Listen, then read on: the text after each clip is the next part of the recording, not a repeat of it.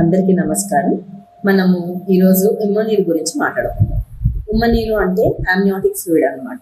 ఈ amniotic fluid అనేది ఏంటంటే బేబీ చుట్టూ ఉంటుంది, బేబీకి ప్రొటెక్షన్ ఇస్తుంది, థర్మో రెగ్యులేషన్ చేస్తుంది. సో నార్మల్ డెలివరీకి కూడా ఈ ఉమ్మనీరు హెల్ప్ చేస్తుంది.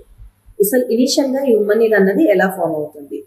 బేబీ చర్మం నుంచి కూడా వస్తుంది, కణాల నుంచి కూడా వస్తుంది, మాయ నుంచి కూడా వస్తుంది.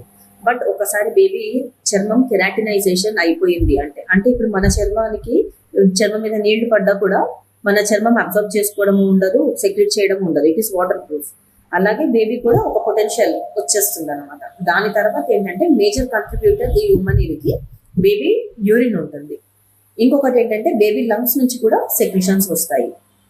ఈ రెండిట్ల వల్ల సర్క్యులేషన్ మెయింటైన్ అవుతుంటుంది.